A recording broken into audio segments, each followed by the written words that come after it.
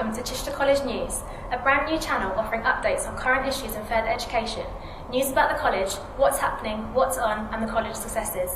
You'll get the chance to ask the principal a question in Principal's Question Time. Sheila, what do you hope to achieve with the new news channel, and how did you come about the idea? Well, Josh, the idea came about originally because it was suggested by the Deputy Principal, Andy Green, but really well supported by Andy Davis in the media department. And we thought it would be a huge opportunity for students to come and talk about college and learn something more about the college. But also, we're always looking for different ways of communicating with staff. And this is a great opportunity to find a different way. It's a large organisation, and getting that communication right is sometimes tricky. So what are the key issues facing further education colleges at the moment then?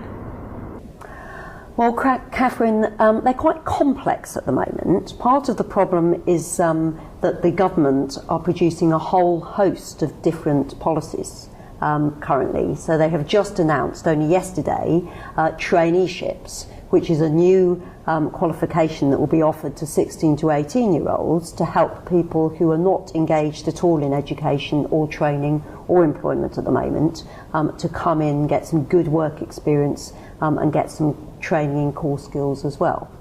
There are some other government policies that are changing the way that we deliver 16 to 18-year-old education next year. It's called a study programme, that involves again a lot of work experience as well as the core subject that individual students will be taking.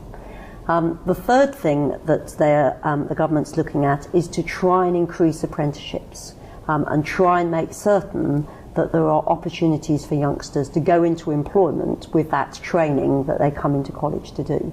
And that's affecting the way that we're looking at our business going forward in the future. I suppose underpinning all that, the biggest challenge for us is the financial position that the government is in, and therefore the savings that they're trying to make. And that's directly affecting the funding that we're receiving. How is that affecting Chichester College? Well, it's affecting. If we look first of all at the curriculum side, we will be launching traineeships after the summer. We're in the very good position that because we are a good college, we're allowed to do that. If we were only a satisfactory college, we wouldn't be able to do that. We will also be changing the study programmes from next September and making certain that all the programmes we offer 16 to 18-year-olds allow them to see a line of sight into work or a line of sight into university, because that is just so important. Financially, we have made some redundancies this term, and that's been very tough for us. We've had to close this very small amount of provision at Brinsbury in hair and beauty and brickwork. But nevertheless, we're also investing in new buildings, and they'll be coming in stream after the summer holiday. So what does that mean for staff and students? Well, as far as students are concerned, which of course are at the absolute heart of what we do, it will affect the mode of the way they study, but it won't make a huge difference. It will just ensure that we keep those links with industry going and grow those links with industry, so that if you're doing a vocational programme, you really do get the opportunity. And this is a great example of that, because it's a real life working experience for those students who are taking part in this channel. So that's great. For staff, we are reducing staff posts. But nevertheless, we inevitably still also invest where we need to do so, and making certain that staff feel valued in a very difficult economic climate is one of my big challenges.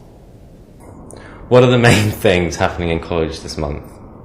On the performance side, there are various performances in the Riverside Theatre this month. The Far From the Madding Crowd was early in the month. And there's a performance of In the Box, which is coming up very soon. There's also a dance performance coming up very soon. And then there will be all sorts of other presentations from curriculum areas as they start to show off their end-of-year work, including particularly art. So how successful is Chichester College?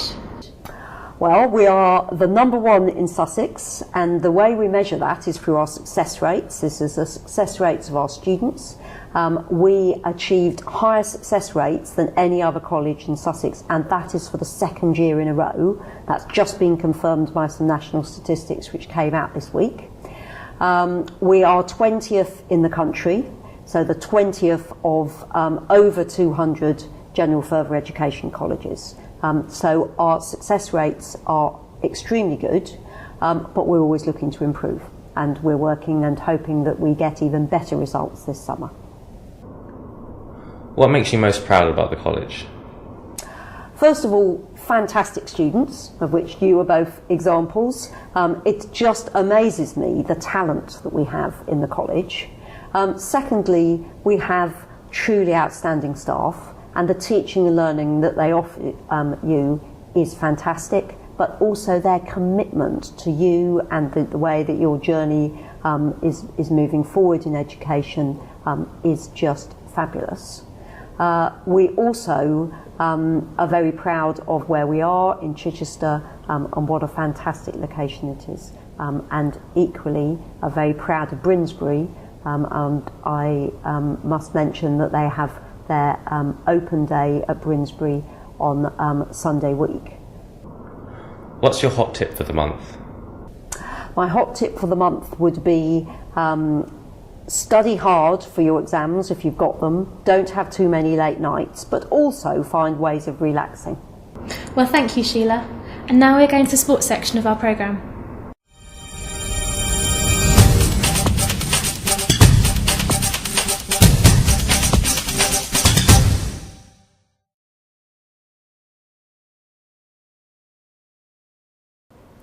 Well, good afternoon, and it's fantastic to be joined by Matt Wright, who's one of our sports lecturers, and by Elizabeth Ogden, who is the captain of our successful women's football team. So you're warmly welcome, both of you.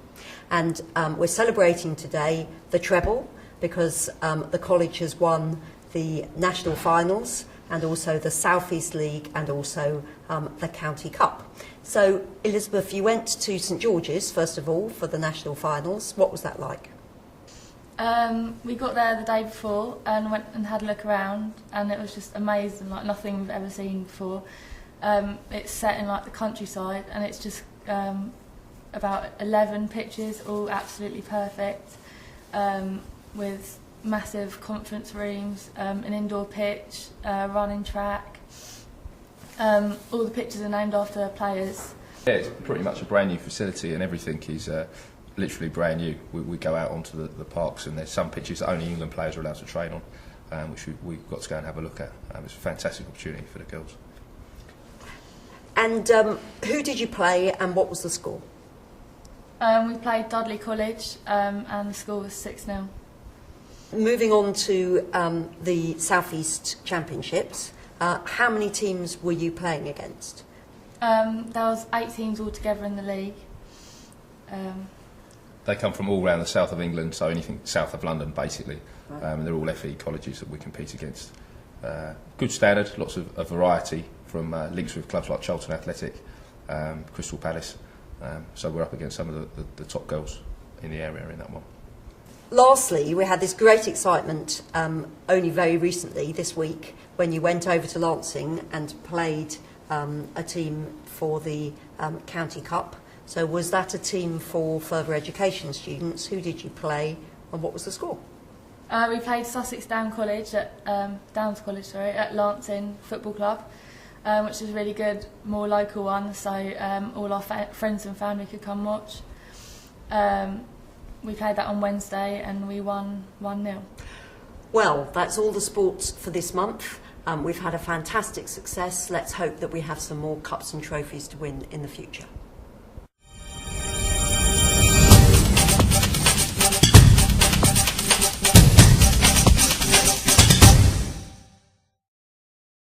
Well, that's all for this month. Please send your questions you would like us to ask the principal in next month's show. The email is on the screen. Thanks for watching and happy viewing.